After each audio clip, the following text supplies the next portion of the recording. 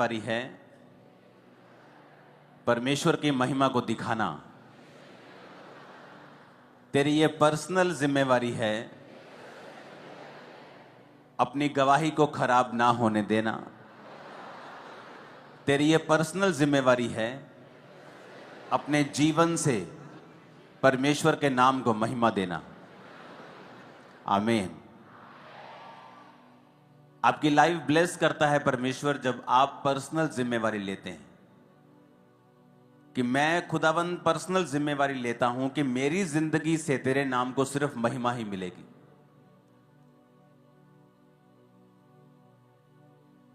जब आप अपने काम पर हैं, आप चोरी नहीं करते, ये एक पर्सनल महिमा है खुदावन को देना कि ये क्रिश्चियन है इसलिए चोरी नहीं करता, परमेश्वर के नाम को महिमा मिलती है।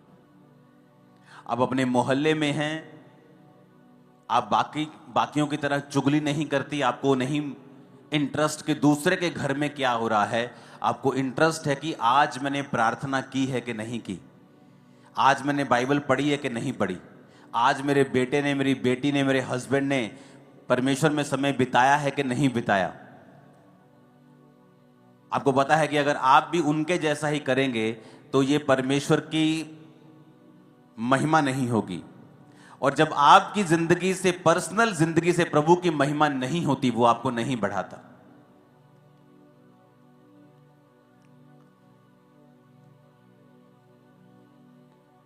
आपकी जिंदगी इस बात पे निर्भर करती है कि आपने अपनी पर्सनल लाइफ से खुदा के नाम को कितनी महिमा दी है। क्या आपने अपनी जिंदगी में ऐसे कुकर्म किए हैं कि परमेश्वर के नाम को निंदा जा रहा है, कि आपने अपनी जिंदगी में ऐसे काम किए हैं कि परमेश्वर के नाम को महिमा मिल रही है। परमेश्वर ने कहा तुम्हारे भले कामों को देखकर लोग तुम्हारे पिता की जो स्वर्ग में है लोग बढ़ाई करें। जब इजरायली लोग निकले वहां से तो बड़े चमत्कार दिखा के निकले। तो जब इजरायली लोग वहां पहुंचे नहीं जहां उनको पहुंचना चाहिए था, तो आप जानते हैं लोगों ने क्या कहा? लोगों ने परमेश्वर के नाम को निंदा दी। परमेश्वर ने कहा इनका परमेश्वर तो बड़ी बड़ी बातें करके इनको यहां से ले गया था, लेकिन वहां नहीं पहुंचाया जहां इन्हें पहुंचाने का वायदा परमेश्वर ने किया था।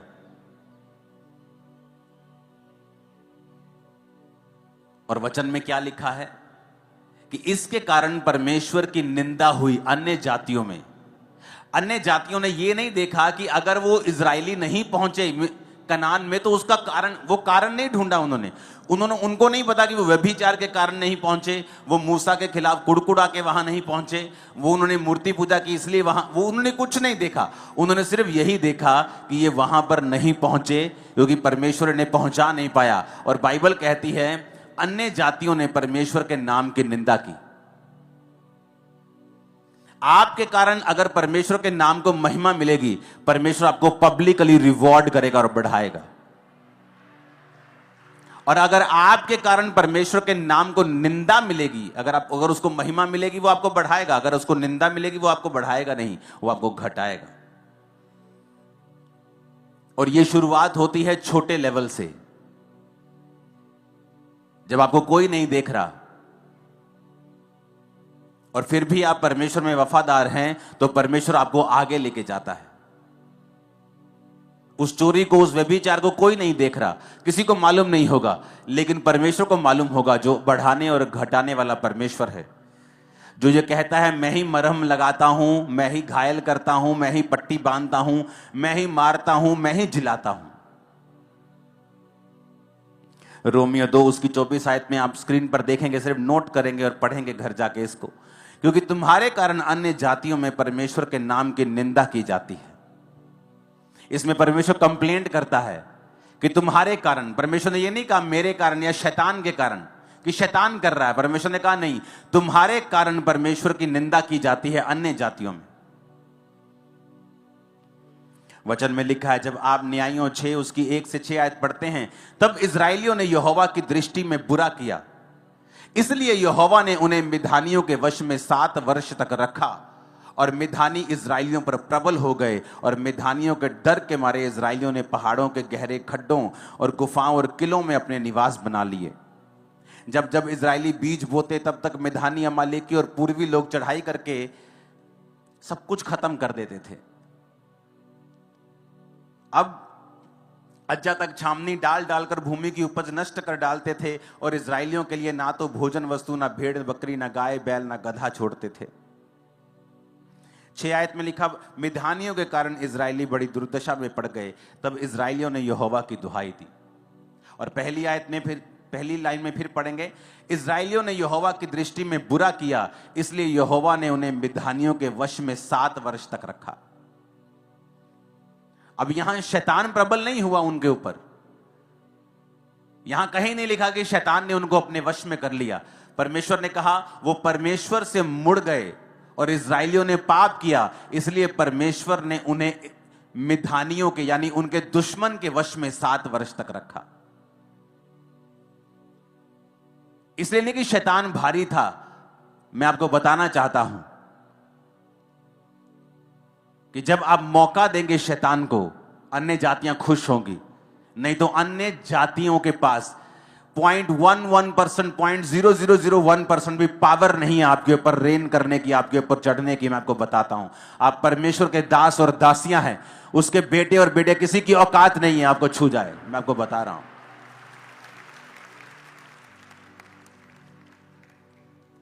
लेकिन वचन कहता है तुमने शैतान को मौका दिया, तुमने वो किया जो बाइबल के खिलाफ था। और बाइबल कहती है इसके कारण अन्य जातियों ने परमेश्वर के नाम की निंदा की। उन्होंने ये नहीं कहा ये व्यक्ति बुरा है, उन्होंने कहा नहीं, पूरी क्रिश्चियनिटी बुरी है। और जब आप परमेश्वर के नाम को नीचा करेंगे, परमेश्वर आपको और नीचा करेगा। आप उसके नाम को ऊंचा करेंगे, परमेश्वर आपको ऊंचा करेगा। सब कुछ आपके हाथ में है। हालेलुया।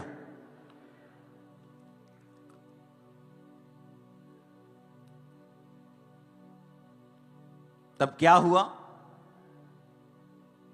7 आयत में लिखा है, न्यायियों 10 उसकी 6 से 10 जब आप पढ़ते हैं, 6 में लिखा जब इजरायलियों ने यहोवा की दृष्टि में फिर बुरा किया, तो 7 आयत में लिखा यहोवा का क्रोध इजराइल पर भड़का और उन्हें पलिश्तियों और अमोनियों के अधीन कर दिया।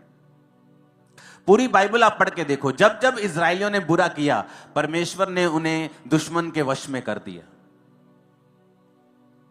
एक सताव होता है आपको बढ़ाने के लिए होता है, एक होता है कि आप अपनी गलतियों की वजह से उस चीज में पड़ते हैं।